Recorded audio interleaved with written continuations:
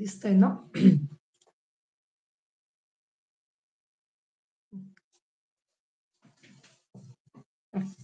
नमो नमः. आयुर्वेदाचे आद्य दैवत श्री धन्वंतरी यांच्या स्तवनाने सुरुवात करूया. शंखं चक्रं जलौकां ददतामृतघटं चारुदोर्भिश्चतुर्भिः सूक्ष्मस्वच्छातिरुद्यां शुकपरिविलसन् मौलिमं भोजनेत्रं कालाम्बोदोज्ज्वलाङ्गं कटितटविलसच्चारुपीताम्बराढ्यं वन्दे धन्वन्तरिं तं निखिलगदवन प्रौढदावाग्निलीलम्.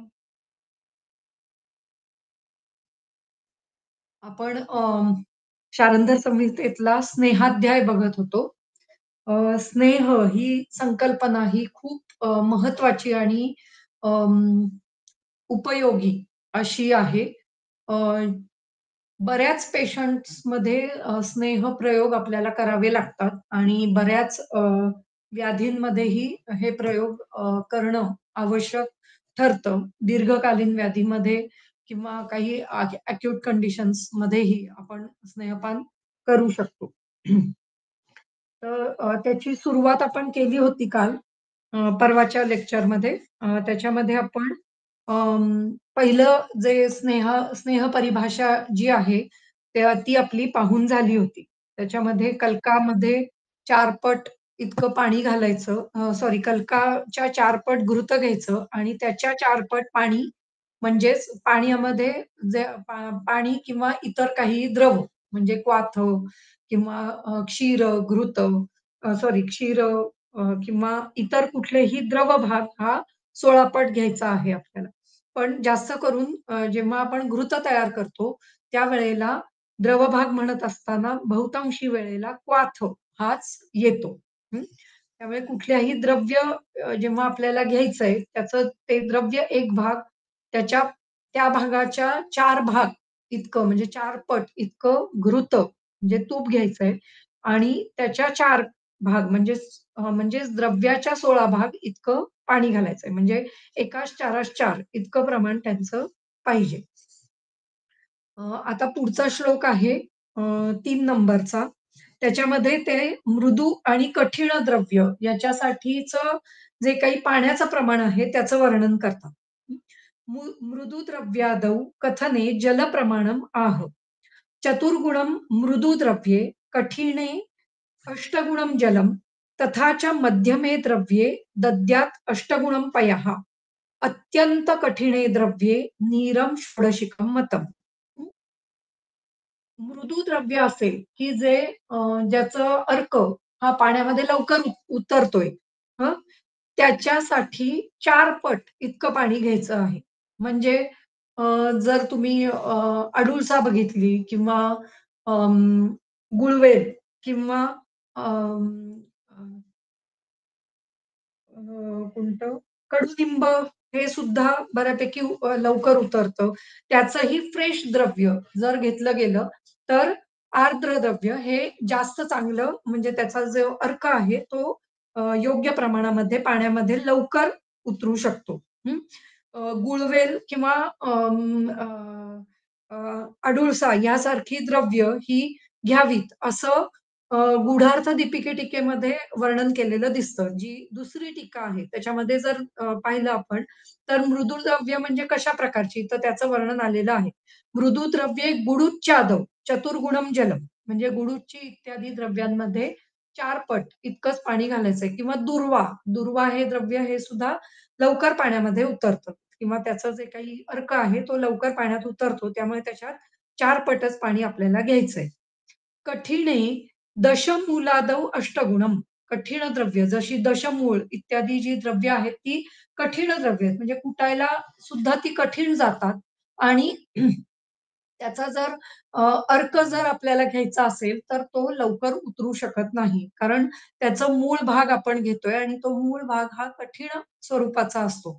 त्यामुळे त्याचा अर्क हा पटकन पाण्यामध्ये उतरत नाही. त्यामुळे त्याच्यामध्ये 8 पट पाणी घालायचंय. ज्याद्वारे ते द्रव्य जास्तीत जास्त काळ त्या काढ्यामध्ये राहील आणि उकळेल आणि मग त्याचा अर्क त्याच्यामध्ये उतरेल. हं. अ, याच प्रकारे अगरू नावाचं एक द्रव्य आहे. तेही काही स्नेहामध्ये वापरलं जातं.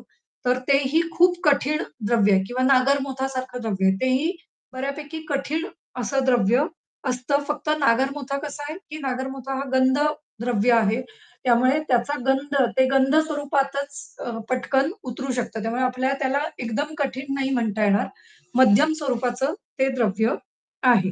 हळद जर म्हटली तर ते मृदू द्रव्य आहे. कारण ते पटकन त्याचा अर्क जो आहे, तो आपल्याला तेलामध्ये उतरताना दिसतो. तेलात किंवा तुपात उतरताना दिसतो.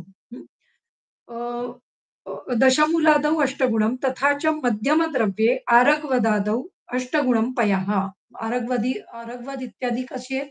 तर मध्यम द्रव्य आहेत. मध्यम स्वरूपाची आहेत. त्याच्यामध्येही 8 पट पाणीच घ्यायला सांगितलेलं आहे. म्हणजे कठीण आणि मध्यम द्रव्यामध्ये द्रव्याच्या 8 पट इतकं पाणी घ्यायचं आहे.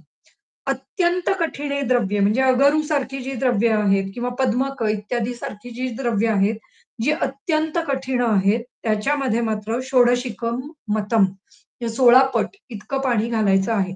म्हणजे स्नेह करत असताना प्रत्येक वेळेला आपल्याला एकास चारास 4 किंवा एकास चारास 16 असं न घेता एकास चारास 4 किंवा एकास चारास 8 किंवा अ, हे अशा प्रकारे आपल्याला घ्यावं लागतं. म्हणजे एक भाग द्रव्य, 4 भाग तेल किंवा तूप किंवा स्नेह आणि 4 भाग पाणी किंवा 8 भाग पाणी किंवा 16 भाग पाणी. अशा प्रकारे ते त्याचं जे काही मेजरमेंट्स आहेत, ती आपल्याला द्रव्यानुसार ठरवायची आहे. हं. इदानीं द्रव्यविशेषे क्वाथनिमित्तं जलमानम् आह चतुर्गुणम् इति. अत्र चतुर्गुणप्राभृतिक द्रव्य परिमाणात बोद्धव्यम्. म्हणजे 4 पटीच्या पुढे असं परिमाण बघावं.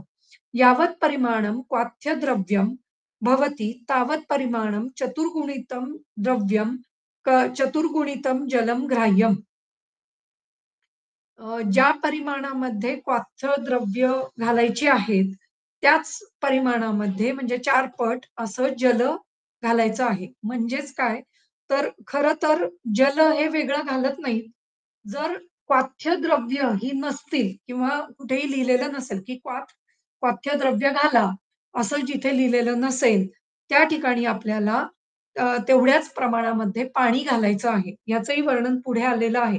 की फक्त कल्क घेतलाय आपण एखाद्या द्रव्याचा म्हणजे अडूळसा घृत तयार करतोय आणि त्याचा फक्त कल्क घेतलेला आहे आपण आणि त्या कल्कामध्ये आता आपल्याला पाणी घालायचं आहे. तर ते किती घालावं? तर मग ते 4 पट घातलं तरी पुरतं अडुळसासारख्या द्रव्याला. अशा प्रकारे आपण कोणत्या द्रव्यामध्ये किती पाणी घालायचं हे ठरवायचं आहे. हं. पण जर एखाद्या द्रव्याचा काढाच करून घेतला असेल किंवा बरीच सारी द्रव्य असतील आणि त्याचा काढा करून घेतला असेल, तर आपल्याला तिथे मग परत वेगळं पाणी घालायची गरज लागत नाही. मृदू कठिणं कठिणतरं च द्रव्यं तत्र एव अनुमानतो अवगंतव्यम्. अनुमानानेच ही द्रव्य आपल्याला ठरवावी लागतात, की कोणतं मृदू आहे, कोणतं कठीण आहे, कोणतं कठीणतर आहे. हं. तथा च मध्यमे द्रव्ये दद्यात् अष्टगुणं पय इति. मध्यम द्रव्यामध्ये 8 पट पाणी घालायचंय. मध्यमे मृत अ, मृदू आदि संभारे पयः पानीयं च पानीयं यत्र मृदु कठिणतर द्रव्यम् एकत्र मिलित्वा क्वाथ्यं तत्र अष्टगुणं पानीयं दत्वा पादशेषं ग्राह्यम् इति सर्वत्र. म्हणजे आता काही मृदू किंवा कठीण असं संभार असेल. संभार म्हणजे एकत्र पाठ असेल अ, अनेक द्रव्यांचा मिळून. म्हणजे आता वेगवेगळी घृत किंवा तैल आपण करतो. जसं की महानारायण तेल आहे किंवा काय महातिक्त घृत आहे, महात्रिफळा घृत आहे. अशा सारख्या ज्यांच्यामध्ये बरीच सारी द्रव्य दिलेली असतात, त्यांच्यामध्ये आपल्याला कशाप्रमाणे जायचंय, तर काही मृदू असतात, काही कठीण असतात. तर मग अशा प्रत्येक ह्याच्यामध्ये मध्यम स्वरूपाचं पाणी म्हणजे 8 पट पाणी आपल्याला त्यामध्ये घालायचं आहे. त्यामुळे तत्र अष्टगुणं पानीयं दत्वा 8 पट पाणी घालायचं आणि 1/4 इतकं उरवायचंय. म्हणजे पादशेष इतकं उरवायचंय. तथा हि मृदु आदि क्वाथ्य संघाते मान अनुक्ते चिकित्सकाः मध्यस्थो उभयभागित्वाद इच्छन्ति अष्टगुणम जलम. म्हणजे ज्या ठिकाणी मृदू इत्यादी क्वाथ्य द्रव्य असेल आणि त्यांचा संघात असेल, म्हणजे तेच त्या वरती जे सांगितलं तेच, की मृदू, मध्यम आणि कठीण अशी सगळीच द्रव्य एकत्र आलेली आहेत. अशा ठिकाणी जर अनुक्त मान असेल जलाचं, तर त्या ठिकाणी मध्यम स्वरूपाचं म्हणजेच 8 पट इतकं जल आपल्याला घ्यायचं आहे. हे आपण खालचं पाहिलं, की अत्यंत कठीणे पद्मकादव षोडशिकं षोडशगुणं मतं क्वथितं चतुर्थांशं गृह्यते. 1/4 उरवायचं. अशा प्रकारे जलाचं मान किती असावं याचं वर्णन केलेलं आहे. पुढे, पुढे जे वर्णन केलेलं आहे ते अजून डिटेलमध्ये केलेलं आहे. अथ मतांतरे परिमाण विशेषमः म्हणजे काही मत मतमतांतरं सांगितलेली आहे. म्हणजे काही आचार्यांनी काही वेगळं मत मांडलेलं आहे. काय म्हणतात ते, की कर्ष आदिताः पलम यावत क्षिपेत षोडशिकं जलम. म्हणजे 1 कर्ष ते 1 पल म्हणजे 1 कर्ष म्हणजे 10 ग्रॅम इतकं द्रव्य आहे किंवा 1 पल इथपर्यंतचं द्रव्य आहे म्हणजे 40 ग्रॅम. इतकं द्रव्य आहे, तर त्याच्यामध्ये 16 पट इतकं पाणी आपल्याला घालायचं आहे. 16 पट इतकं पाणी घालायचं आहे. म्हणजे 40 ग्रॅम द्रव्य घेतलं, तर त्याच्या 16 पट म्हणजे 16 चोक 64 400 640 एम-एल इतकं आपण पाणी घालू शकतो. हं. तद ऊर्ध्वम त्याच्यावरती म्हणजे एक पल पासून ते कुडवम यावत एक कुडव पर्यंत म्हणजे 40 ग्रॅम पासून ते एक कुडव म्हणजे 160 ग्रॅम. हं. तर इतकं ग्रॅम होय जर ह्यांच्या मधली रेंज असेल द्रव्याची, तर काय करायचंय? तर 8 पट पाणी घालायचं आहे. हं. 8 पट इतकं जल आपल्याला घ्यायचं आहे. प्रस्थ आदितः क्षिपेत नीरम खारी यावत चतुर्गुणम. एक प्रस्थ ते एक खारी इथपर्यंत खारीचा अर्थ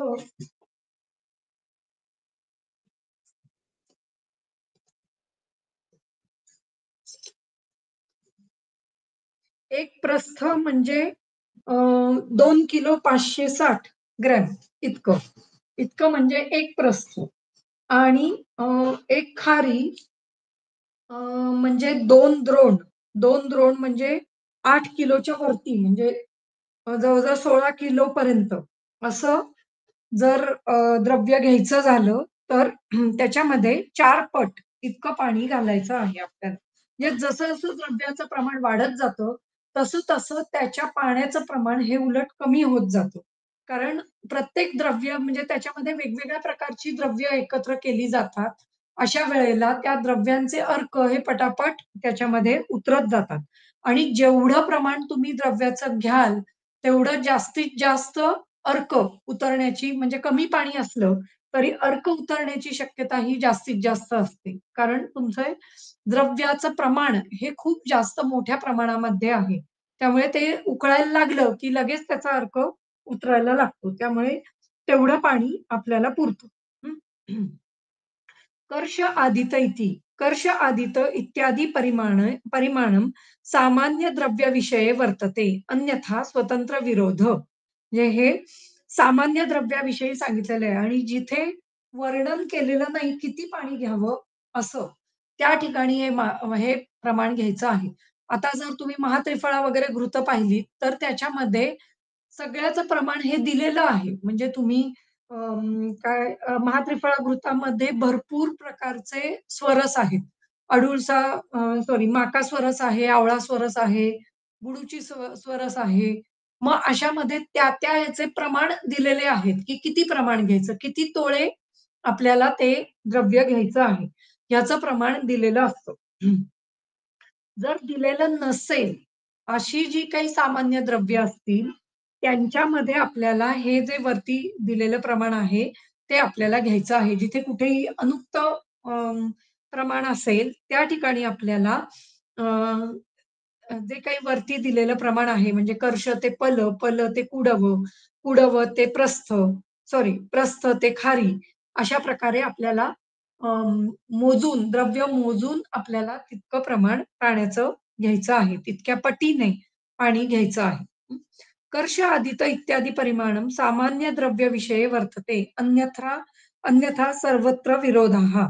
यावत् क्वाथ्य द्रव्यं कर्षादि परिमाणात् फलं भवति तावत् तत्र षोडशांशं जलं दत्त्वा क्वाथं पादशेषं ग्राह्यं. म्हणजे त्याच्यात जोपर्यंत द्रव्य कर्षापासून ते पलापर्यंत जातंय, तोपर्यंत 16 पट इतकं पाणी घालायचंय आणि त्याच्यानंतर म्हणजे पादशेष उरवायचं आहे.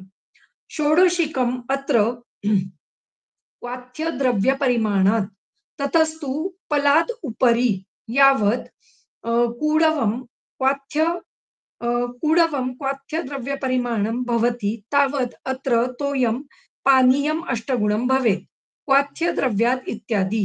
हं. षोडशिक जे जल घालायचंय म्हणजे 16 पट जे पाणी घालायचंय ते कोणाचं घालायचंय? म्हणजे क्वाथ्यद्रव्याचंच ते घालायचं आहे. मग जिथे लिहिलेलं आहे की क्वाथ्यद्रव्यच वापरायचंय, त्या ठिकाणी त्या वनस्पतींचा काढा करूनच आपल्याला ते द्रव्य वापरायचं आहे. जिथे लिहिलेलं नसेल, त्या ठिकाणी पाणी आपल्याला तेवढ्या प्रमाणामध्ये घालायचं आहे. हं. पण अ, हां, षोडशिक इति क्वाथ्यद्रव्य परिमाणात. ततस्तु त्याच्यापुढे एक पल, पलाद उपरी, एक पलच्या पुढे यावत कुडवम, एक कुडवापर्यंत म्हणजे मी मगाशी सांगितलं तसं 40 ते 160 ग्रॅम इथपर्यंत. क्वाथ्य द्रव्य परिमाणं भवति तावत् अत्र तोयम पानीयम अष्टगुणं भवेत्. तोपर्यंत 8 पट इतकं पाणी घालायचं आहे. हं. क्वाथ्यद्रव्यात इति अर्थः म्हणजे क्वाथ्यद्रव्य किंवा जल इतकं 8 पट इतक्या प्रमाणात घ्यायचंय. अत्र क्वाथम चतुर्थांशम ग्राह्यम इति सर्वत्र आणि क्वाथ मात्र किती उरवायचा आहे तर 1/4 उरलेला क्वाथ म्हणजेच आपल्याला काय करायचंय आधी काढा करून घ्यायचा आणि त्याच्यात पुन्हा तो काढा तुपामध्ये घालून आपल्याला शिजवायचा आहे. हं. आणि त्याच्यामध्ये कल्क 1 भाग इतका असला पाहिजे. म्हणजे कल्क हा 1 भाग असेल, तर त्याच्यात 4 पट पाणी 4 पट घृत आणि त्याच्या 4 पट क्वाथ्यद्रव्य असं प्रमाण आपल्याला घ्यायचं आहे. हं. अत्र क्वाथं चतुर्थांशं ग्राह्यम् इति सर्वत्राः. प्रस्थ आदित इति प्रस्थादी प्रमाणात यावत खारी भवती म्हणजे प्रस्थपासून सुरू होऊन ते जोपर्यंत एक खारी म्हणजे जवळ-जवळ 16 किलो इथपर्यंत आणि एक प्रस्थ म्हणजे 2 किलो 500 म्हणजे खूप मोठी रेंज आहे ही. हां. तर इथपर्यंत आपल्याला 4 पट इतकं पाणी घालायचं आहे. चतुर्गुणं नीरं पानीयं प्रक्षिप्य समक्वाथ्यं च चांगला काढा करून त्याचं पादशेषम ग्राह्यम इति तात्पर्यार्थम म्हणजे चतुर्थांश पाणी घालायचं, त्याचा काढा तयार करायचा आणि मग तो काढा कलकामध्ये घालून त्याच्यामध्ये तूप घालून त्याचं सिद्ध तूप तयार करायचं आहे.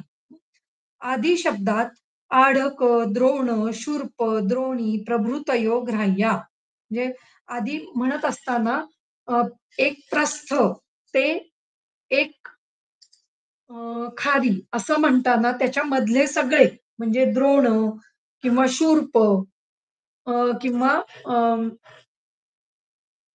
द्रोण, शूर्प, आढक या सगळ्याचं वर्णन केलेलं आहे. कारण अ, एक प्रस्थ म्हणजे 4 कुडव म्हणजे 640 ग्रॅम. त्याच्यापुढे एक आढक म्हणजे 4 प्रस्थ म्हणजे 2 किलो 560 ग्रॅम. मग त्याच्यानंतर कंस येतं. मग त्याच्यानंतर द्रोण येतं आणि मग त्याच्यानंतर खारी असं येतं. त्यामुळे हे मधले जे सगळे आहेत ते या प्रस्थ ते खारी इथपर्यंत आपल्याला धरायचे आहेत. त्यामुळे या सर्वांचा विचार आपण त्याच्यामध्ये करतोय, की आढक, द्रोण, शूर्प, द्रोणी, खारी या अ, हे जेव्हा आपल्याला इतक्या प्रमाणामध्ये आपल्याला जेव्हा अं, अ, द्रव्य घ्यायचं आहे किंवा काढा करायचा आहे, त्यावेळेला त्या द्रव्याच्या जवळ-जवळ 4 पट इतकं पाणी घेऊन त्याचा काढा तयार करायचा आणि मग त्याच्यामध्ये तूप घालून, कल्क घालून आपल्याला तूप सिद्ध करायचं आहे. तूप किंवा तेल सिद्ध करायचं आहे. यद्वा प्रस्थस्य आदि प्रस्थादि तस्मात् तेन शरावं अ, अपि गृह्यते. शराव आदित इति अर्थः. प्रस्थ आदित म्हणजे प्रस्थ आदित म्हणजे प्रस्थ पासून सुरुवात करून आदित या आदितः तहा हे जे वापरलं जातं, ते बरेच वेळेला पंचमी साठी वापरलं जातं. म्हणजे ह्याच्यापासून सुरू करून इथपर्यंत असं म्हणत असताना अं, अ, तहा हे हा अ, हे अक्षर लावलं जातं किंवा हे सफिक्स सफिक्स लावलं जातं. सफिक्स म्हणजे त्याचं तद्धित होऊन ॲक्चुअली ते रूप तयार झालेलं आहे. हं. आदितः म्हणजे आदी या शब्दाचं तद्धित झाल्यानंतर आदित हा शब्द तयार होतो आणि आदितः याचा अर्थ असा होतो, की त्याच्या पासून पुढे हं. अ, असंच परितः किंवा अभितः असे शब्दही वापरले जातात. म्हणजे अं, परितः म्हणजे सर्व बाजूंनी, अभितः म्हणजे पण संपूर्णतः असा अर्थ त्याच्यामध्ये होतो. हं. त्यामुळे आपल्याला इथे आदितः म्हणत असताना त्याच्यापासून पुढे हं, हे पहिल्यांदा घ्यायचंय. प्रस्थ इत्यादीपासून सुरू करून पुढे आपल्याला खारीपर्यंत जायचं आहे. तस्मात् तेन शरावम अपि गृह्यते. त्यालाच शराव असं पण म्हणतात. अ, शराव आदित इति अर्थः. त्यामुळे प्रस्थ म्हणजेच एक शराव त्यालाच अ, अ, अ, त्यामुळेच ते म्हणत असताना प्रस्थ आदित तसंच शराव आदित असा शब्द तिथे त्यांनी वापरलेला आहे. कर्षात् आरभ्य खारीपर्यन्तं क्वाथ्यद्रव्ये जलमानम् आह. कर्षादितः यावत् फलं प्रमाणं तावत् षोडशिकं षोडशगुणं जलं क्षिपेत्. तद् ऊर्ध्वं फलाद् ऊर्ध्वं यावत् कूडवप्रमाणं तावत् अष्टगुणं पयोजलं भवेत्. प्रस्थ आदितः यावत् खारीप्रमाणं तावत् चतुर्गुणं जलं क्षिपेत्. हं. आलंय लक्षात? हे क्वाथ्य द्रव्यांचं प्रमाण सांगितलेलं आहे. म्हणजे एक एक कर्ष ते एक पल इथपर्यंत 16 पट पाणी. त्याच्यापुढे एक पल ते एक कुडव इथपर्यंत 8 पट पाणी आणि एक प्रस्थ ते एक खारी इथपर्यंत 4 पट पाणी घ्यायचं आहे. पूर्वं चतुर्गुणादी जलम यत् लिखितं तत् मृदुद्रव्यादी विषयं नेयम्. आणि पहिलं म्हणजे याच्या आधी जो श्लोक झाला म्हणजे हा मृदू आदौ कथने हा जो श्लोक झाला त्याच्यामध्ये मात्र जे पाण्याचं प्रमाण दिलेलं आहे ते द्रव्यानुसार दिलेलं आहे. म्हणजे मृदू द्रव्य असेल तर अ, 4 पट पाणी, कठीण द्रव्य असेल तर 8 पट आणि मध्यम द्रव्य असेल तरीही 8 पट पाणी घ्यायचं आहे आणि अत्यंत कठीणाला 16 पट पाणी घालायचं आहे. हं. तर अशा प्रकारे आपल्याला एकतर द्रव्यानुसार बघावं लागतं, की द्रव्य कसं आहे, मृदू, मध्य, कठीण, अत्यंत कठीण असं आहे किंवा जर बरीच सारी द्रव्य एकत्र येऊन काहीतरी काढा बनत असेल आणि मग त्याच्यापासून तूप सिद्ध करायचं असेल, तर आपल्याला किती द्रव्याचं प्रमाण घेणार आहोत त्याच्यावर आपल्याला काढा किंवा त्याच्यामध्ये जाणारं पाणी हे किती असावं याचं स्पष्टीकरण इथे त्यांनी दिलेलं दिसतं. कर्ष आदित इहं तु मानविषयम् अतः केचित् अ, मृद्वादितो गृह्यन्ति, केचित् मानतो गृह्यन्ति. म्हणजेच काही जण मानांनी ते प्रमाण घेतात, जे आता इथे सांगितलेलं आहे. काही जण केचित म्हणजे काही आचार्य हे मृदू इत्यादी द्रव्यानुसार हे प्रमाण ठरवतात. म्हणजे आपल्याला जिथे योग्य वाटेल तिथे त्याप्रमाणे आपण हे प्रमाण ठरवू शकतो. जर कठीण कठीण आदी द्रव्यांच्या संदर्भात आपल्याला प्रमाण ठरवायचं असेल, तर ते या अ, वेगळ्या पद्धतीने ठरवलं जाईल आणि मानाच्या प्रमाणे जर ठरवायचं असेल, तर ते वेगळ्या पद्धतीने आपल्याला ठरवता येईल. जिथे जे योग्य आहे, तिथे त्याप्रमाणे तेवढं प्रमाण आपल्याला अ, जलाचं किंवा काढ्याचं हे घ्यायला लागतं. हं. पुढे दिलेलं आहे, "अम्बुक्वाथ रसैः यत्र पृथक् स्नेहस्य साधनं कल्कस्य अंशं तत्र दद्यात् चतुर्थं, षष्ठं, अष्टमम्." म्हणजे ज्या ठिकाणी अंबू, काढा आणि स्वरस हे पृथक स्नेहस्य साधनम हे सगळे वेगवेगळे असे स्नेह साधन एकत्र येत असतील, त्या ठिकाणी कल्काचा अंश किती घ्यायचा आहे? तर अंबूसाठी चतुर्थ अंश कल्क पाहिजे. म्हणजे जर पाणी घ्यायचं असेल तर अ, जे काही कल्कद्रव्य आहे ते 1/4 पाहिजे. जर क्वाथ घेणार असेल तर 1/6 पाहिजे. हं. आणि जर रस घेणार असेल म्हणजे स्वरस घेणार असू, तर कल्काचं प्रमाण हे 1/8 इतकं आपल्याला कल्काचं प्रमाण घ्यायचं आहे. म्हणजे जर जर आपण स्वरस घेतला त्या द्रव्याचा, तर त्या स्वरसाचेच गुण हे घृत किंवा तैलामध्ये सगळ्यात जास्त उतरणार आहेत. कारण फ्रेश स्वरस हा नेहमीच गुणकारी असतो. आणि त्याच्यामध्ये जास्तीत जास्त द्रव्याचे गुण उतरलेले असतात. त्यामुळे जर आपण स्वरस घेणार असू द्रव्याचा, तर त्याच्यामध्ये जो काही कल्क घालायचा आहे, तो 1/8 इतक्या प्रमाणात घालायचा आहे. हं.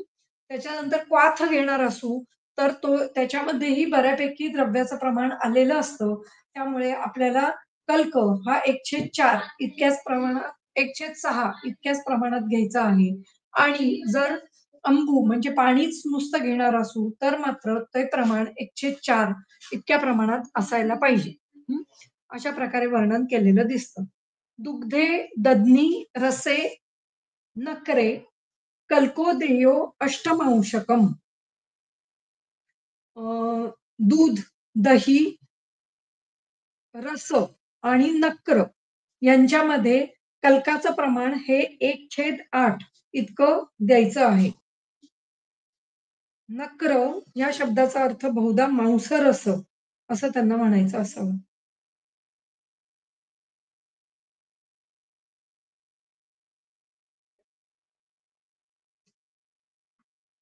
इथे नाही. हे इथे वरती आलेलं आहे याचं स्पष्टीकरण. मगाशी जे आपण घेतलं अंबू क्वाथ रसई यत्र ते आपण घेतलेलं आहे. दुग्धे दधी रसे नक्रे कल्कोदेयो अष्टमांशिकः म्हणजे दूध, दही, रस, मांसरस आणि नक्र यांच्यामध्ये कल्काचं प्रमाण हे 1/8 अंश इतकं पाहिजे. कल्कस्य सम्यक पाकार्थम तोयमात्रम चतुर्गुणम आणि कल्काच्या चांगल्या पाकासाठी त्याच्यामध्ये थोडंसं पाणी घालायचंय, असंही तिथे वर्णन केलेलं दिसतं आणि ते किती 4 पट इतकं पाणी घालायचंय. म्हणजे कल्काच्या 4 पट पाणी आणि प्लस त्याच्याबरोबर दूध, दही, मांसरस, नक्र यांचा विचार आपण करायचा आहे किंवा ते आपण वापरू शकतो. हं. अपरम अनुक्तम अपरमपि अनुक्तमाह अम्बुक्वाथ इति. यत्र स्नेहपाके पानीयादि त्रयाणां द्रव्याणां मध्ये यदा एकेन पाकः स्यात् तदा कल्कस्य कल्कद्रव्यस्य चतुर्थांशं षष्ठांशं अष्टमांशं तथा अनुक्रमेण देयम्. म्हणजे मगाशी सांगितलं तसं अंबू, क्वाथ आणि रस, मांसरस याच्यामध्ये एक 4 पट कल्क किती 1/4, 1/8 आणि 1/4, 1/6 आणि 1/8 इतक्या प्रमाणामध्ये कल्क आपल्याला अनुक्रमाने द्यायचा आहे. अनुक्रमो यथा यदि अंबुना केवलं पाकं तर्हि कल्कद्रव्यस्य चतुर्थांशं देयम्. स्नेहपरिमाणात स्नेहाच्या एक 4 पट इतकं घृत घालायचं आहे. हं, सॉरी इतकं कल्क घालायचं आहे. अ, हां, स्नेहाच्या 1/4 भाग इतका कल्क आपल्याला घ्यायचा आहे. यदा केवलेन क्वाथेन एव पाकः तदा कल्कद्रव्यस्य षष्ठांशं देयम्. अत्रापि स्नेहपरिमाणात म्हणजे स्नेहाच्या परिमाणाच्या 1/6 इतकं अंश हे कशासाठी घ्यायचंय? तर क्वाथ जर आपण करणार असू तर, म्हणजे क्वाथाबरोबर जर प्रक्रिया करायची असेल, तर कल्क हा किती घ्यायचा आहे? तर 1/8 1/6 इतक्या प्रमाणामध्ये आपल्याला घ्यायचा आहे. हं. यदा अ, यत्र तु केवलस्नेहेन एव साध्यते स्नेहः तत्र कल्कद्रव्यस्य अष्टमांशं देयः. जर आपल्याला स्वरसाने सिद्ध करायचं असेल, तर कल्कद्रव्य हे 1/8 इतक्या प्रमाणात असायला पाहिजे. कारण पुन्हा तेच, की स्वरसामध्ये जास्तीत जास्त रस उतरतो. त्या मानाने त्याच्यानंतर क्वाथामध्ये उतरतो आणि त्याच्यानंतर इतर द्रव्यामध्ये म्हणजे क्षीर इत्यादी द्रव्यांमध्ये तो क्वाथ नव्याने उतरवावा लागतो म्हणून त्याचं प्रमाण हे सगळ्यात जास्त असं सांगितलेलं आहे. स्नेहमानादि इति अत्र अ, इति अत्रापि संबंधाः इति अनुक्रमः. स्नेहमान इत्यादी सर्व अनुक्रमाने सांगितलेलं आपल्याला दिसतं. अपरमपि दुग्धे इति अत्र अपि एकद्रव्य साध्यता सूच्यते तदा कल्कद्रव्यं स्नेहपरिमाणात अष्टमांश देयम्. म्हणजे दूध, दही इत्यादीमध्ये काय केलंय त्यांनी तर दुग्धे इति अप्र द्रव्यता साध्यते सुच्यते म्हणजे एकच द्रव्य सांगितलेलं आहे. त्या ठिकाणी अनेक प्रकारची द्रव्य एकत्र घ्या असं वर्णन केलेलं दिसत नाही. त्यामुळे दुग्धे इति अत्र अपि एकद्रव्य साध्यता सूच्यते तदा कल्कद्रव्यम स्नेह परिमाणाच्या 1/8 इतकं घ्यायचं आहे. कल्कस्य इति यत्र तु द्रवैः केवलकल्केन एव साध्यते स्नेह तदा चतुर्गुणं कल्कद्रव्यं चतुर्गुणं तोयं निक्षिपेत् इति इति सर्वत्र. ज्या ठिकाणी इतर द्रव्य आहेत आणि ज्या ठिकाणी वर्णन केलेलं दिसत नाही, त्या ठिकाणी केवळ आणि अन्य द्रव्य ही केवळ कल्केन एव साध्यते. केवळ कल्कानीच आपल्याला जर घृत सिद्ध करायचं असेल, तर त्याच्यामध्ये 4 पट इतकं पाणी घालायचं आहे. म्हणजे चतुर्गुण कल्कद्रव्य आणि त्याच्या 4 पट इतकं पाणी आपल्याला घालायचं आहे.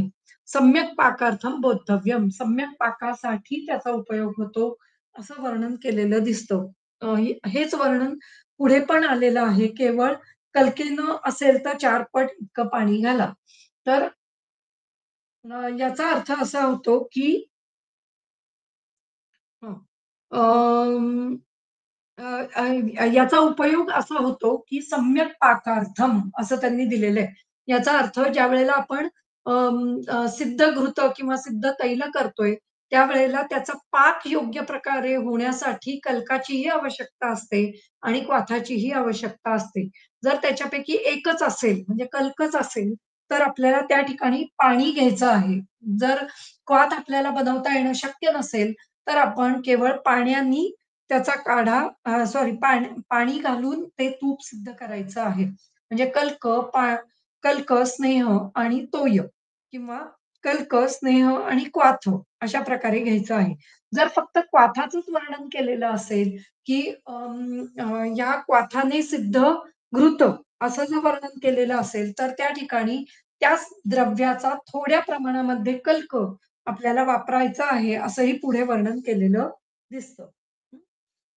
अ, यत्र यत्र तु अन्यद्रव्ये केवलकल्केन एव साध्यते स्नेह तदा चतुर्गुणं कल्कद्रव्यं चतुर्गुणं तोयं निक्षिपेत् इति सर्वत्र सम्यक् पाकार्थ बोधव्यम् तेन किमुक्तं यदा क्षीरादिभिः प्रत्येकेन स्वकल्केन पाकः तदा चतुर्गुणं चतुर्थांशं पानीयं देयम् पानीयं विना पाको नास्ति इति सर्वमतम्. म्हणजे पाण्याशिवाय किंवा जलीय द्रव्याशिवाय स्नेहपाक व्यवस्थित शक्यच होत नाही, असं सर्वत्र दिसून येतं. त्यामुळे आपल्याला स्नेहपाक जर योग्य करायचा असेल, तर कल्क आणि क्वाथ हे दोन्ही आपल्याला व्यवस्थित प्रमाणामध्ये घ्यावे लागतात. हं. तर त्यामुळे काढ्याने सिद्ध केलेले जे काही नुसते तेलं असतात, तर त्यांच्यामध्ये आपल्याला व्यवस्थित जे काही स्नेहसिद्धी झालीये का नाही, हे योग्य प्रमाणात समजून येत नाही. हं. आणि त्या मानाने जे त्यामुळे आपल्याला त्या ठिकाणी कल्क आणि तोय किंवा जल हेही योग्य प्रमाणात घ्यावंच लागतं. आणि ज्या ठिकाणी केवळ कल्क असतो, म्हणजे हे क्वाथाचं झालं आत्ता सांगितलं तसं, की त्याचं सम्यक परिणमन झालंय का नाही किंवा स्नेहपाक पूर्ण झालाय का नाही, हेच आपल्याला कळत नाही. कारण खाली नुसता काढा-काढा राहिलेला असतो. तो काढा पूर्णपणे शिजला गेलाय की नाही हे नीट कळत नाही. पण त्याच्याबरोबर जर कल्क असेल, तर कल्क आणि काढा हे दोन्ही व्यवस्थित शिजलं गेलंय की नाही याचं एक अंदाज आपल्याला नक्कीच चांगल्या प्रकारे येऊ शकतो. हं. त्यामुळे अशा वेळेला जिथे क्वाथद्रव्य नसेल तिथे पाणी घालायचं आणि जिथे कल्कद्रव्य सांगितलेलं नसेल तिथे काही प्रमाणात का होईना त्या द्रव्यातील महत्त्वाच्या द्रव्याचा थोडासा भाग किंवा थोडासा कल्क तयार करायचा आणि मग तो आपल्याला वापरायचा आहे. हं. एतेन किमुक्तं यदा क्षीरादिभिः प्रत्येकेन स्वकल्केन पाकाः सदा चतुर्गुणं चतुर्थांशं पानीयं देयं. पानीयं विना पाको नास्ति इति सर्वत्र. अंवादिभिः यत्र स्नेहमानं तत्र कल्कप्रमाणमाह. तत्र अम्बु पिष्टम् उक्तं पिष्टमुक्तं स्यात् जलं च अत्रं चतुर्गुणम्. म्हणजे पाण्यामध्ये तयार केलेला कल्क असा. अंबुं पिष्टमुक्तं स्यात् जलं तत्र जलं चात्र 4 पट चतुर्गुण असं जल घालायचं आहे.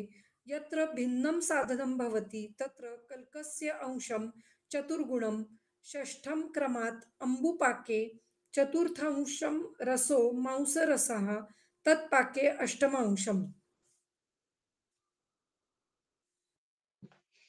अ, म्हणजे तत्र अम्बुपिष्टम् उक्तं स्यात् जलं च अत्र चतुर्गुणं यत्र भिन्नं साधनं भवति तत्र कल्कस्य अंशं चतुर्गुणं षष्ठं क्रमात् अम्बुपाके चतुर्थांशं रसो मांसरसः तत्पाके अष्टमांशम्.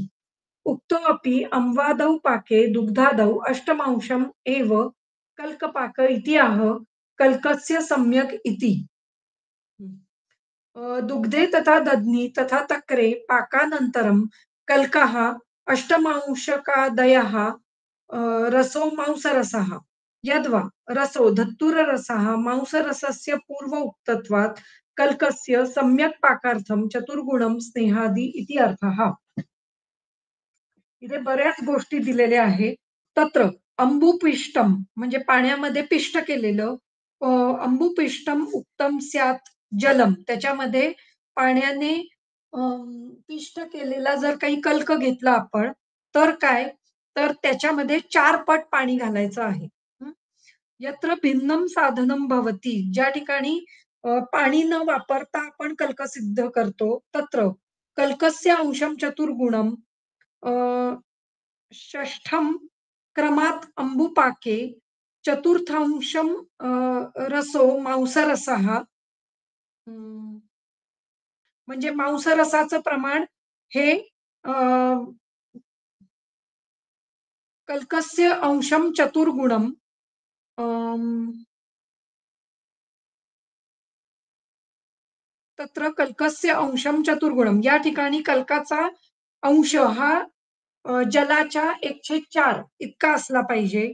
षष्ठम क्रमात म्हणजे अ, हां, इथे वरती जे दिलेलं आहे, "अंबू क्वाथ रसई यत्र पृथक् स्नेहस्य साधनम, तत्र कल्कस्य अंशम दद्यात् चतुर्थम, षष्ठम, अष्टमम."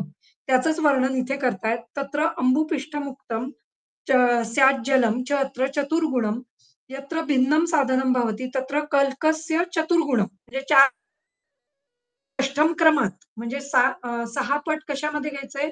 क्वाथामध्ये. हं. आणि चतुर्थांशम रसो मांसरस हा मांसामध्ये अं, मांसामध्ये अष्टमांश इतकं घ्यायचं आहे. हं. अंबुपाके चतुर्थांशो रसः. अंबुपाके चतुर्थांशो रसः याचा अर्थ क्वाथ.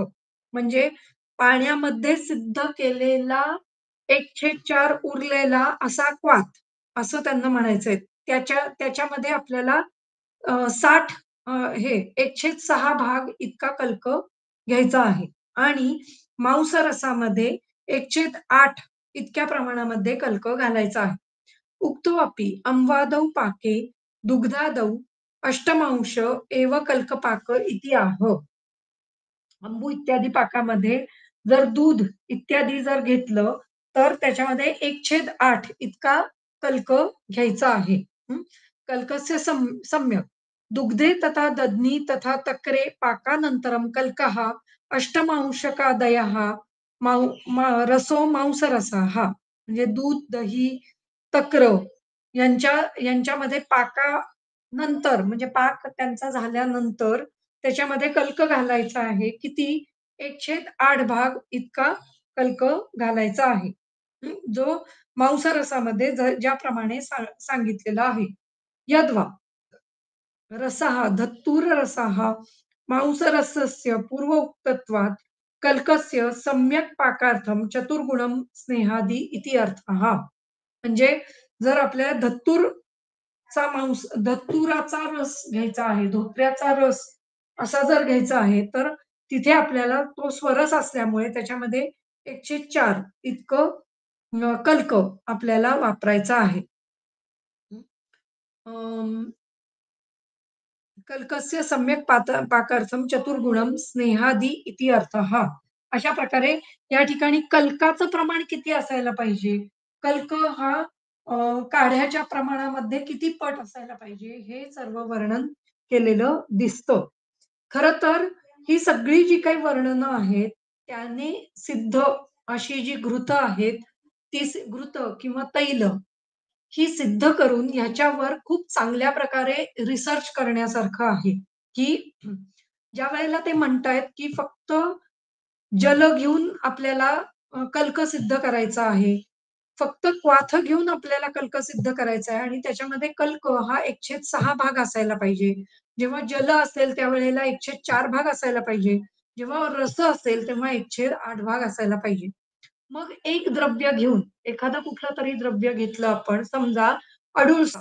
हे अगदी सोपं द्रव्य घेतलं, त्याचं आपण तूप तयार केलं. तर अडुळशाचं तूप तयार करत असताना अडुळसाचा कल्क घेतला. किती घेतला? 1/4 भाग कल्क घेतला आणि त्याच्यात पाणी घातलं. म्हणजे जे काही पाण्याचं प्रमाण दिलेलं आहे त्यांनी, त्या पद्धतीने आपण त्याच्यामध्ये पाणी घातलं. हं. पाणी हे कल्काच्या 4 पट पाहिजे. म्हणजे कारण कल्क हा 1/4 म्हणजे पाणी हे कल्काच्या 4 पट पाहिजे. त्यामुळे कल्क जर आपण अळुश्याचा कल्क घेतला 1/4 भाग तर त्याच्या 4 पट पाणी घालायचंय आणि तेवढ्याच प्रमाणात आपण घृत घातलं, तर ते सिद्ध करून बघायचं. त्यानंतर जर अडुळशाचा काढा तयार केला आणि त्याचं त्याच्यात 1/6 भाग इतका कल्क त्याच्यामध्ये घातला आणि मग त्याच्याबरोबर अ, अ, घृत घातलं, तर त्याचं म्हणजे त्याने सिद्ध केलेलं घृत हे कशाप्रकारे तयार होईल? आणि 1/8 भाग इतकं कल्क घेऊन त्याच्यामध्ये मांसरस घातला आपण आणि त्याने सिद्ध घृत तयार केलं, तर ते कशाप्रकारे होईल? ही सगळी संशोधनाचे विषय आपल्यापुढे असू शकतात. आत्ताच्या जे काही पॅरामीटर्स दिले जातात, स्नेहाचे जे काही जर आपण स्नेहाचा विचार केला, तर त्याचे जे काही पॅरामीटर्स असतील, त्याच्यामध्ये जे काही लिपिडचं प्रमाण आहे, ते किती प्रमाणात असू शकतं किंवा इतर काही स्नेहाची जी काही जे काही अं, अ, वेगवेगळे पॅरामीटर्स असतील, ते कशाप्रकारे असतील, सॅच्युरेटेड होईल, अनसॅच्युरेटेड होईल. तर हे सगळ्या गोष्टी आपण या जे काही वेगवेगळ्या प्रकारची जी काही आपल्याला कल्पना दिलेल्या आहेत, त्याच्यातून सिद्ध करू शकतो आणि मग त्यातलं कुठलं चांगलं, कुठलं वापरावं, हे सगळे विषय हे रिसर्चचे विषय आहेत. परंतु आत्ता जे काही आपण म्हणजे अ, मुलांना जे काही विषय दिले जातात, ते बहुतांशी वेळेला रोग आणि अ, एखादं द्रव्य असे विषय दिले जातात, की म्हणजे नेत्ररोग आहे, तर त्याच्यावर जाणारं त्रिफळा असं द्रव्य आणि मग म्हणजे जे सिद्ध आहे ऑलरेडी तेच विषय देऊन पुन्हा-पुन्हा त्याच-त्याच गोष्टी आपण करत आहोत. ते करण्यापेक्षा जर ह्या अशा प्रकारच्या ज्या काही कल्पना आहेत, त्या वेगवेगळ्या कल्पना घेऊन त्यांच्यातून काही विषय निवडून आपण जर सिद्ध करू शकलो, म्हणजे जे हे द्रव्यगुण किंवा भैषज्यन यांचं काम आहे किंवा म्हणजे त्यांनी हे करायला पाहिजे किंवा अगदी कायचिकित्सावाल्यांनी सुद्धा जर ह्यातली द्रव्य घेऊन त्याचं शरीरावर होणारे अ, परिणाम असेही विचार करायला हरकत नाही. यातलं जर एखादं द्रव्य घेतलं, समजा चांगेरी घृत घेतलं, अतिसारावर आहे. हं. आणि त्या चांगेरी घृताचे वेगवेगळे प्रकार केले, की आधी कल्क तयार करून त्याच्यामध्ये पाणी घालून सिद्ध घृत तयार केलं. मग काय च काय क्वाथ करून तयार केलं आणि मग त्याच्यामध्ये कंपॅरेटिव्ह स्टडी केला, तर तो एक वेगळ्या प्रकारचा विषय आपल्यासमोर उभं राहण्याची शक्यता आहे. त्यामुळे मग त्यातलं कुठलं चांगलं हे आपण सिद्ध करू शकतो आणि त्याप्रमाणे त्याचा वापर आपल्याला चांगल्या प्रकारे करता येऊ शकतो. तर अशा प्रकारचे विषय हे मुलांनी जास्तीत जास्त निवडावेत असं वाटतं. पुढे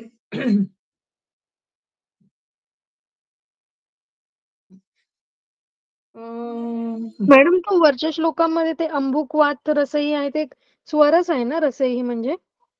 हां, स्वरस. रस म्हणजे स्वरस पण घेऊ शकतो, पण इथे त्यांनी मांसरस दिलेलं आहे. मी मगाशी खाली स्वरस सांगितला, पण हां, हां. खाली त्यांनी त्याचं वर्णन मांसरस म्हणून केलेलं दिसतंय. त्यामुळे तिथे हां, हां. मांसरस असंच घ्यायला पाहिजे. हं.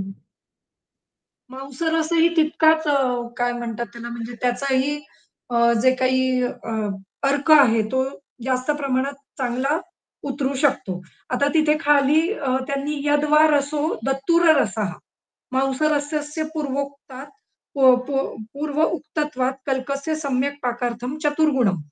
आता इथे त्यांनी जेव्हा धतूर रस घेतला आहे, तेव्हा त्याला चतुर्गुणम स्नेहादी असं म्हटलेलं आहे.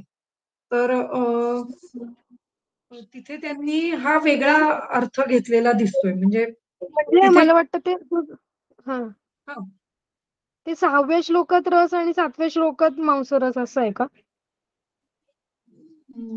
7व्या वरच्या श्लोकामध्ये हां, बरोबर. तिथे मांसारस हं. असावा. बरोबर आणि हां, हां. वरच्या श्लोकामध्ये रसच असावा. हो. मगाशी हं. मी तसंच सांगितलं ॲक्चुअली, की वरती हां. रस आणि खाली मांसारस. तर हं. हां, मग तसंच घ्यायला पाहिजे खरं म्हणजे आणि अं, यद्वा रसो धत्तुर रसः ते पूर्वोक्तात् कल्कस्य म्हणजे ते कल्काचं जे काही प्रमाण दिलेलं आहे वरती, तिथे हां. म्हणजे रस म्हणजे स्वरस घ्यायचा आहे. धत्तुराचा स्वरस असंच तिथे त्या ठिकाणी हां. वापरायचं आहे. हं, ठीक आहे. हं. ओके. ठीक आहे. पुढचा श्लोक 8वा. द्रव्याणि यत्र स्नेहेषु पंचादीनि भवन्तीः तत्र स्नेहसमान्य समानी स्नेहसमानी आहुः यथापूर्वं चतुर्गुणम्. स्नेहसमानी असा शब्द आहे. स्नेहसमानी अधिक आहुः अधिक यथापूर्वं चतुर्गुणम् असं त्याची संधिफोड आपल्याला करायची आहे. द्रव्याणि यत्र स्नेहेषु ज्या ठिकाणी स्नेहामध्ये 5 पेक्षा जास्त द्रव्य म्हणजे मी मगाशी जसं म्हटलं तसं महानारायण तेल आहे किंवा कोट्टमचुकादी तेल आहे. ह्या सगळ्यांमध्ये भरपूर सारी द्रव्य घातलेली असतात. हं. त्यामुळे पंचादीनी म्हणत असताना 5 पेक्षा जास्त अशी ज्यावेळेला आपल्याला द्रव्य घ्यायची आहे, त्यावेळेला काय करायचंय? तत्र स्नेह समानी अ, आहुः यथापूर्वम चतुर्गुणम. त्या त्या ठिकाणी जे काही आपल्याला आता इथे अ, द्रव्याणी नाहीये शब्द, द्रवाणी असा शब्द आहे. द्रव आणि द्रव्य ह्याच्यामध्ये फरक आहे. द्रव म्हणजे पातळ गोष्टी किंवा पातळ ज्या लिक्विड ज्याला म्हणतो ते. तर इथे आपल्याला द्रव असा अर्थ घ्यायचा आहे. म्हणजे जे काही लिक्विड म्हणजे दूध आहे किंवा दही आहे किंवा मांसरस आहे किंवा स्वरस आहे, जल आहे किंवा काढा आहे. तर ज्या ठिकाणी 5 प्रकारची अशी द्रव्य घ्यायला सांगितलेली आहेत. म्हणजे मागे मी सांगितलं तसं, की महात्रिफळामृतामध्ये बरीच सारी द्रव गोष्टी दिलेल्या दिसतात, की त्या ठिकाणी माकास्वरस आहे, गुडूची स्वरस आहे. त्या ठिकाणी अजादुग्ध पण आहे. तर अशा वेळेला 5 पेक्षा जास्त जर द्रव असतील, द्रव्य ही जर असतील, तर काय करायचंय, तर ती स्नेहाच्या समभाग इतकी घ्यायची आहे. कधी घ्यायची ही स्नेहाच्या समभाग? जिथे अनुक्त प्रमाण सांगितलेलं आहे त्या ठिकाणी. जिथे उक्त आहे, की तुम्ही इतकंच घ्या, त्या ठिकाणी मात्र आपल्याला जे ठरलेलं प्रमाण आहे तेवढंच घ्यायचं आहे. जिथे अनुक्त आहे, त्या ठिकाणी आपल्याला ती स्नेहाच्या समान घ्यायची आहे.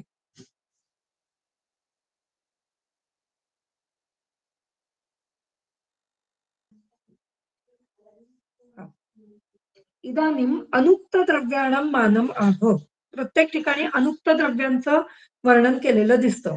द्रवाणी इति यत्र स्नेहपक्व द्रवाणी क्षीर, तक्र, रस, मूत्र, क्वाथानी अन्यानी अपि म्हणजे याच्यापेक्षा वेगळी सुद्धा हं, जिथे घ्यायची आहे तिथे म्हणजे हिमफांट असंही आपण घेऊ शकतो. सहसा हिमफांट हे पक्व केले जात नाही. पण या ठिकाणी अ, अन्यानी म्हणत असताना इतर काहीही द्रव आपण घेऊ शकतो. पंचादीनी, पंचप्रभृतीनी म्हणजे 5 पेक्षा जास्त किंवा 5च्या पुढे. प्रभृती म्हणत असताना 5च्या पुढे असा विचार करायचा. पंचप्रभृतीनी भवन्ति अनुक्तमानानि इति विषयाः आणि त्यांचं अनुक्तमान जेव्हा सांगितलेलं जातं, त्यावेळेला हा विषय येतो. तत्र तानि द्रव्याणि तानि द्रवाणी स्नेहसमानी प्रत्येकम आहुः आचार्याः. ती प्रत्येक द्रव्य ही स्नेहाच्या समभाग अशी आपल्याला घ्यायची आहे. यथा वक्षमाण त्रिफलाघृते अर्वाक द्रवम चत्वार त्रयः वा तर्हि स्नेहप्रमाणात चतुर्गुणं नेयं प्रत्येकम् इति अर्थः. एके यथा पूर्वं चतुर्गुणं इति पठन्ति तत्रापि स एव अर्थः. कुत्रचित् द्रव्याणि इति पाठो दृश्यते सो असंगत एव. म्हणजे मगाशी मी पण म्हणताना चुकून द्रव्याणि असं म्हटलं, तर द्रव्याणि न म्हणता द्रवाणी हाच पाठ आहे. द्रव्याणि म्हणजे द्रव्य, म्हणजे मग ती सॉलिड असतील, लिक्विड असतील, हं, कुठल्याही प्रकारची असतील.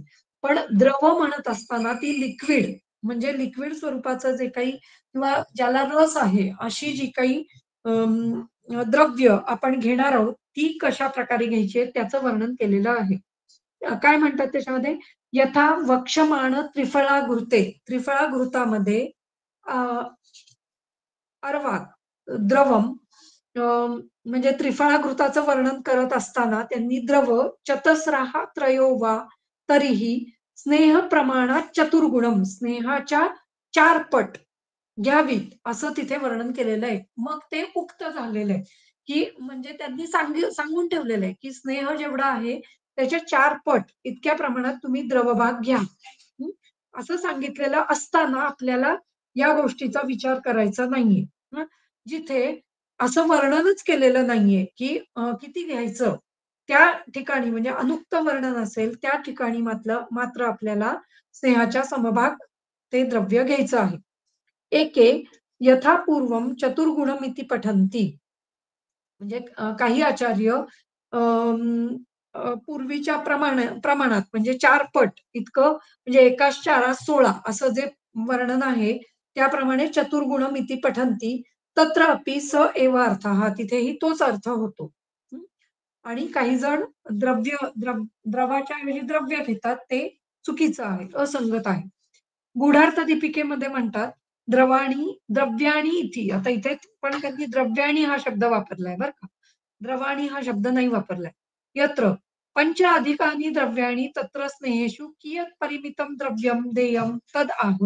स्नेहेषु घृत तैलादिषु द्रवाणि दुग्धादीनि यत्र पंचप्रभृतीनि भवन्ति तत्र स्नेहसमानं भवति न चतुर्गुणानि इति यावत्. म्हणजे गुढार्थ दीपिका टीका आहे ना, एकदम सिंपल आहे. म्हणजे त्या ठिकाणी स्पष्ट असं वर्णन केलेलं दिसतं.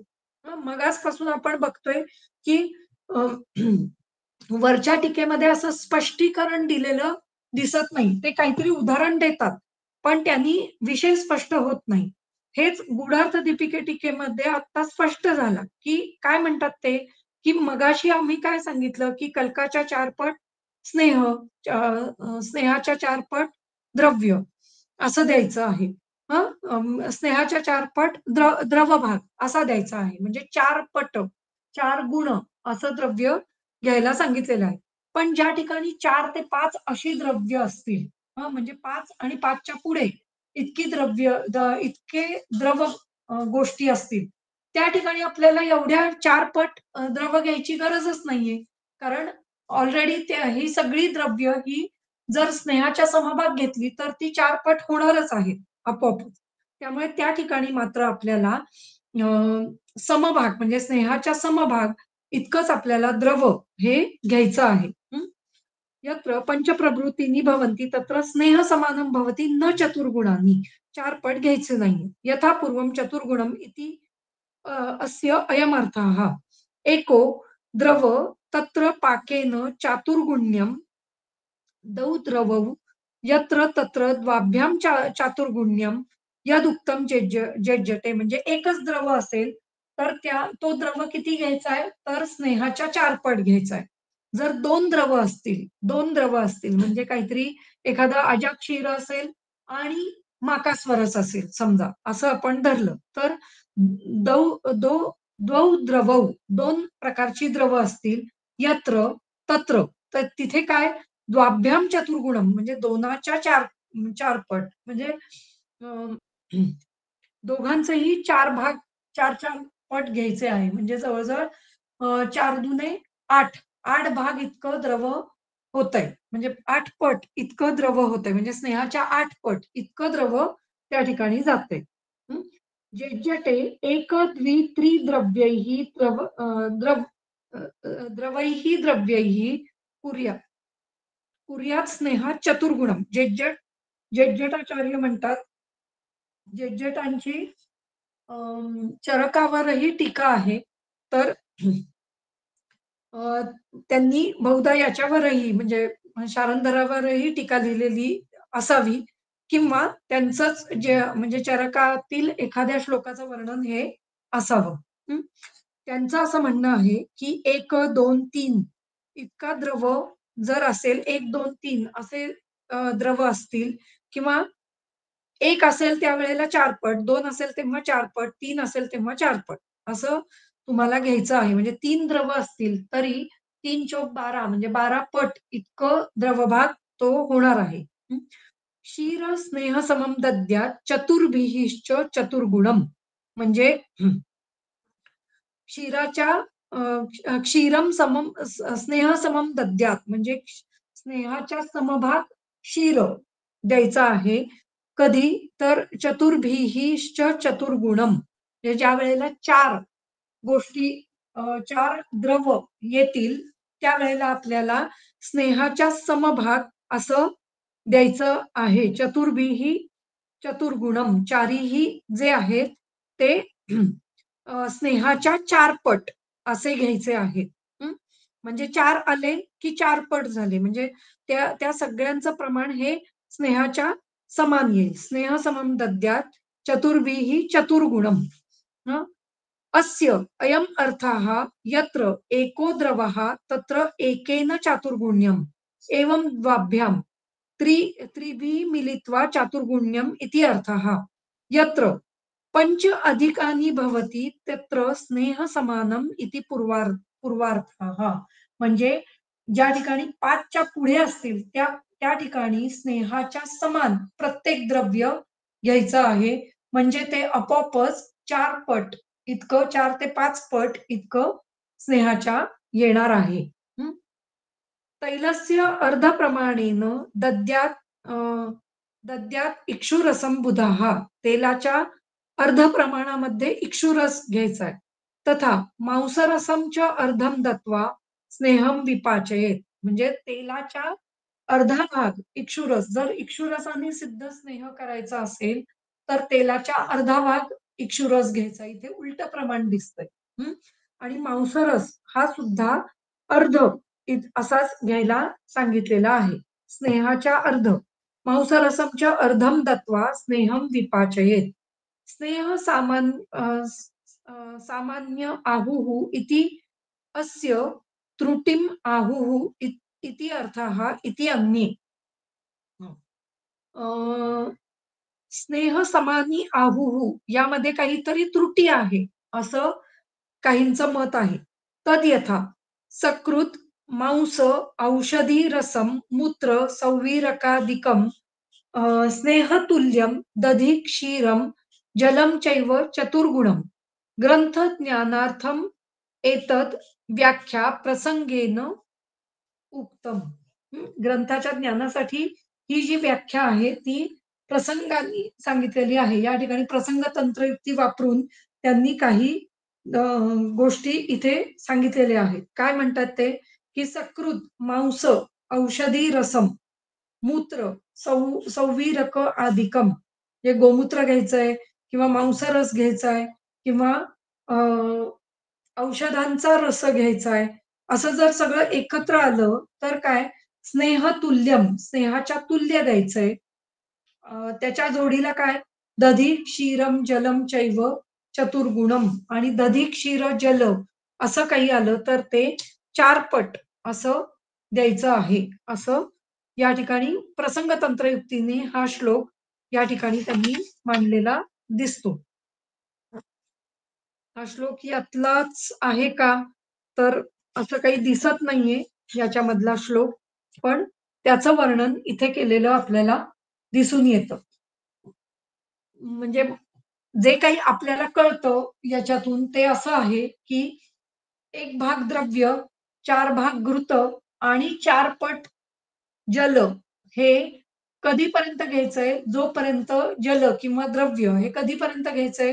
जोपर्यंत 1, 2, 3, 4 अशा प्रकारची द्रव्य येत नाही. म्हणजे एवढी द्रव्य येत नाहीत तोपर्यंत. जेव्हा 4च्या पुढे किंवा 5च्या पेक्षा जास्त अशी द्रव्य असेल, त्यावेळेला ते प्रत्येक द्रव्य हे स्नेहाच्या समान घ्यायचं आणि त्याच्यानुसार आपल्याला अ, अ, ते स्नेह सिद्ध करायचा आहे. त्यामुळे ते आपोआपच स्नेहाच्या 4 पट किंवा स्नेहाच्या 4 पटीच्या थोडंसं पुढेच असं आपल्याला ते द्रव्य मिळतं आणि त्याद्वारे आपल्याला स्नेह सिद्ध करता येतो.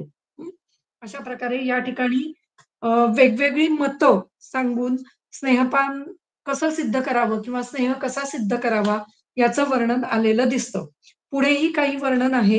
केवळ क्वाथ असेल, केवळ कल्क असेल किंवा पुढे पुष्पकल्क वगैरेंचं वर्णन केलेलं आहे आणि मग त्याच्या पुढे जाऊन स्नेहसिद्धी लक्षणं जी आपण ज्याचा अभ्यास केलेला असतो बरेच वेळेला कारण मध्ये ते विचारतात स्नेहसिद्धी लक्षणं. त्यामुळे ती बरेच जणांना माहीत असतात. तर ती वर्णन केलेली दिसतात आणि ती इथेच म्हणजे शारंदर संहितेमध्येच खूप सुंदर प्रकारे वर्णन केलेली आहे. तर ती आपण पुढच्या भागामध्ये पाहूया. आत्ता या ठिकाणी इथे आपण थांबूया. आलंय लक्षात? हो मॅडम. चांगलं झालं लेक्चर. हो. बऱ्याच गोष्टी दिलेल्या दिसतात. आपण वाचल्या जात नाहीत आपल्याकडून हो. किंवा फक्त याच्याकरता परीक्षेकरता वाचल्या जातात आणि नंतर त्या सोडून दिल्या जातात. पण याचा उपयोग आपल्याला द्रव्य तयार करताना किंवा औषधं तयार करताना खूप चांगल्या प्रकारे होऊ शकतो. हं. हो मॅडम. थांबूयात इथे.